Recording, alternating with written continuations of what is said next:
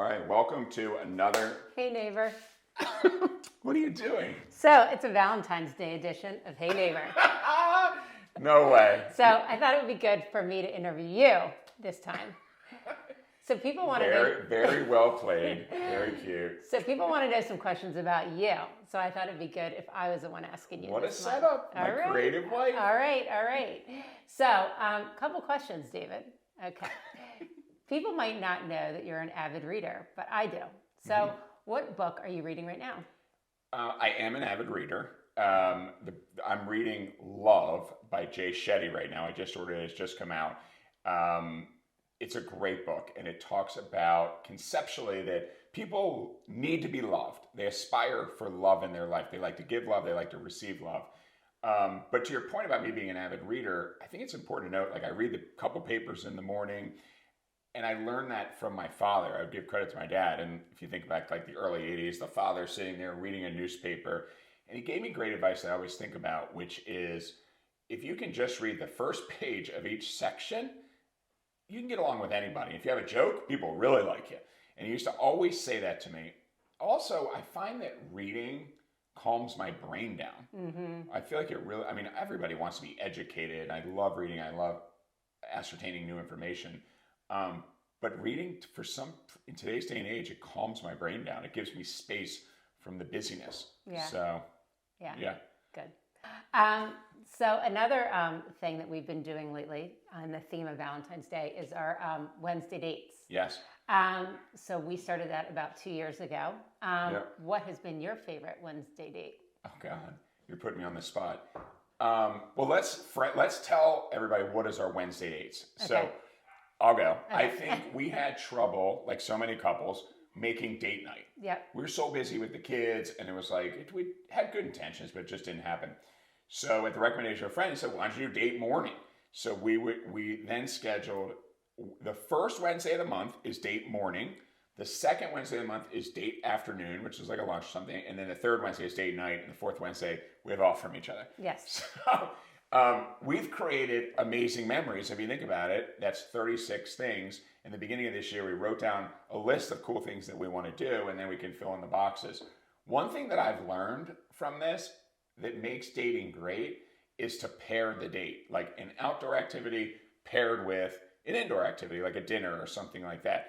So I don't know exactly what my favorite date has been, but I can tell you I love dates that combine outdoor activity with a meal. It's not always, doesn't always have to be a meal, but like we've had some great days on the bay where we go out on the boat and we find ourselves at a restaurant. We've had great days in Washington, D.C.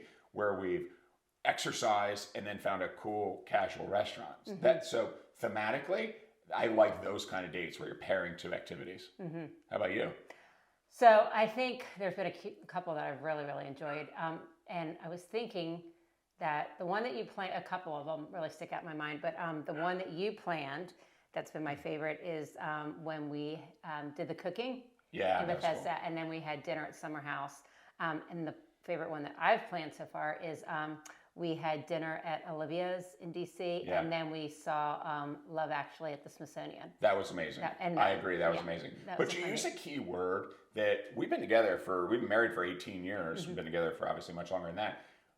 But planning is the key to a marriage, right?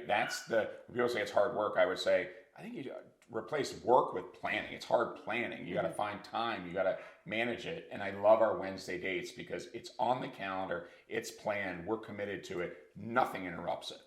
Yes, that's true. Like a doctor's appointment. It's yes. On the calendar. So you mentioned work. Yeah. So, and that we've been together for about 22 years.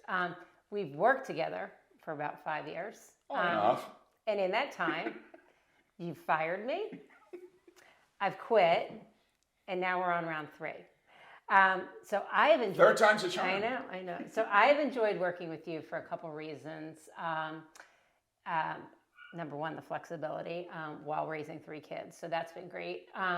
I enjoy being able to, be in the environment that you're working in because a lot of the people that you have worked with have become friends and family of ours. So that's been great. But then also it allows me to be creative in doing something that I enjoy doing and working with people in the community. what advice or suggestions would you give to couples or partners that work together? Oh God, this is the biggest setup ever. This is the biggest setup ever. I love working together. I think entrepreneurs are 24/7, 365 by nature. For me, it's knowing that you're all in. It's knowing that we're doing this together. It's knowing that we're a team. I feel that. I love knowing that you know what's happening because it's so important to me. It's so important to me. And you've had other careers and you've stepped away from them so that we could work together.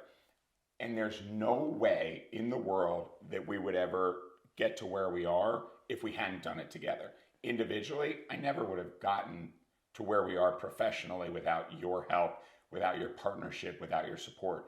So I really love it. It's tough. It's certainly tough. It's not something I'd recommend for a partnership that struggles. You got to have a strong foundation to launch. Do you agree? Yes. Say yes.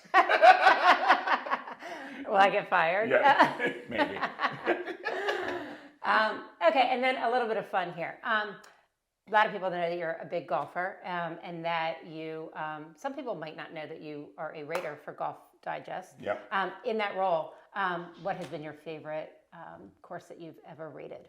To answer your question, Pine Valley in New Jersey is by far the best golf course I've ever played. It's number one in the world.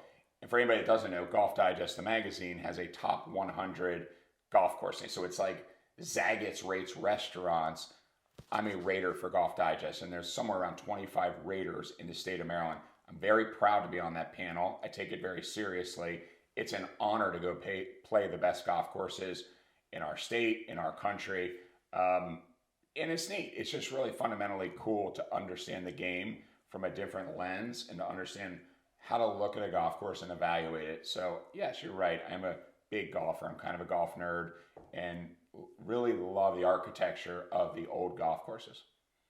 Okay, one last question. So Valentine's Day is in a couple days here. Right.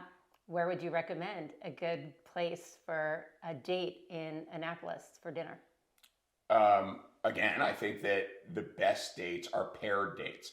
So I would urge somebody, and I'm really on the spot here. Thanks so much. If it's in Annapolis, I think that you could do a romantic walk.